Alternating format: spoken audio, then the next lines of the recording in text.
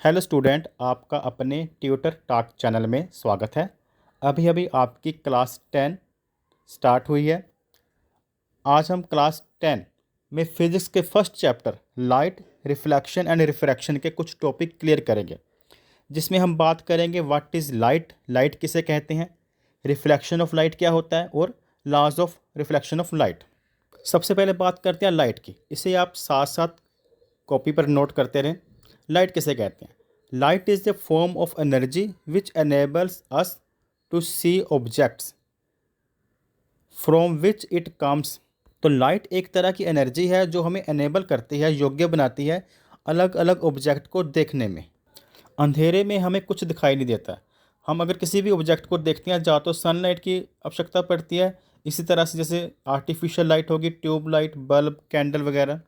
होता क्या है, जब भी कोई लाइट किसी ऑब्जेक्ट पर पड़ती है, सबसे पहले किसी भी सोर्स से जो लाइट होगी वह ऑब्जेक्ट पर जाएगी, और ऑब्जेक्ट पर पड़ने के बाद वह आफ्टर रिफ्लेक्शन हमारी आइज़ तक पहुंचती है, जिससे कि हम उस ऑब्जेक्ट को देख पाते हैं। उदाहरण के तौर पर जैसे ये सनलाइट सबसे पहले कार पर पड़ती है, और कार क्या होता है कि कुछ लाइट्स रिफ्लेक्ट होकर हमारी आइज़ तक पहुंचती है, जिसके कारण हम उस ऑब्जेक्ट को देख पाते हैं। Light travels in straight lines. Light जो होती है हमेशा स्ट्रेट लाइन में ट्रेवल करती है। लाइट के अकॉर्डिंग ऑब्जेक्ट को दो तरह से क्लासिफाइड किया जाता है फिजिक्स में, लोमिनस ऑब्जेक्ट और नॉन लोमिनस ऑब्जेक्ट। लोमिनस ऑब्जेक्ट उन ऑब्जेक्ट को कहा जाता है विच अमिट there on light.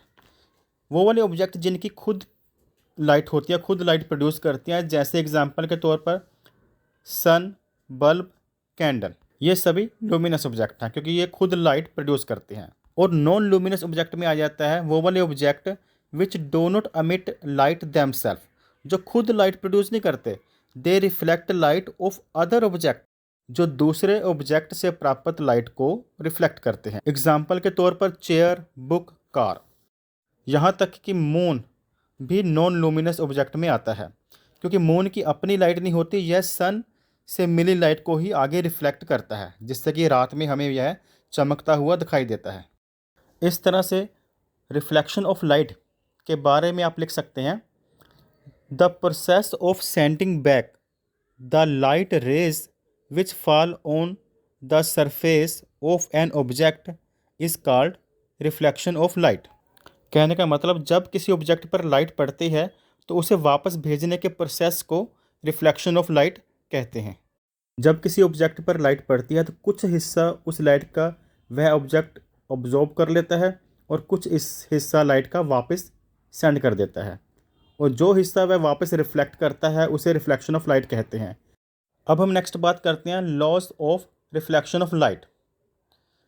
Reflection of light के टू लॉज है। सबसे पहले फर्स्ट लॉ ऑफ रिफ्लेक्शन को समझते हैं। यहाँ पर एक प्लेन मिरर या फिर कह सकते हैं कोई प्लेन सरफेस लिया गया है, और जब कोई रे ऑफ लाइट इस सरफेस पर पड़ती है किसी सोर्स से आती हुई, तो उसे कहते हैं इंसिडेंट रे। और इस सरफेस से टकराने के बाद वह बैक जाएगी, यानी कि आफ्टर रिफ्लेक्शन यह बैक जाती है, तो इस रे को हम बोलेंगे रिफ्लेक्टेड रे। यानी कि जो रेस आ रही है उसे इंसिडेंट रे कहा गया, और जो वापस जा रही है, एरो हमने शो किया हुआ है यहाँ पर, उसे कहा गया रिफ्लेक्टेड रे।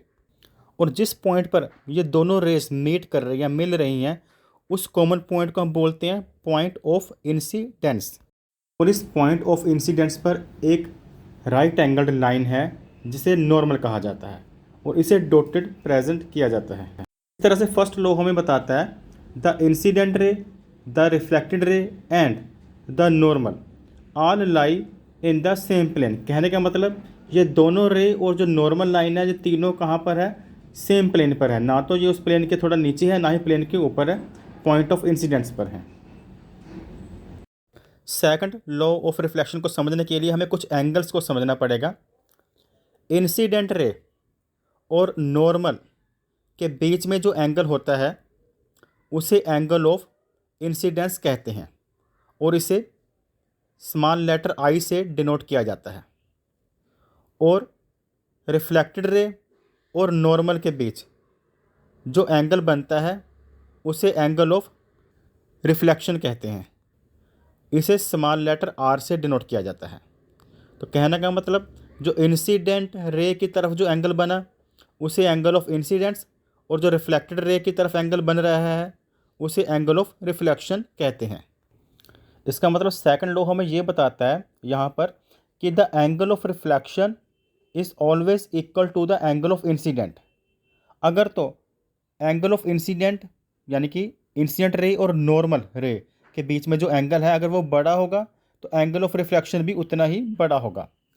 अगर एंगल ऑफ इंसिडेंट छोटा होगा तो एंगल ऑफ रिफ्लेक्शन भी छोटा होगा। इन दोनों की वैल्यू इक्वल होती है।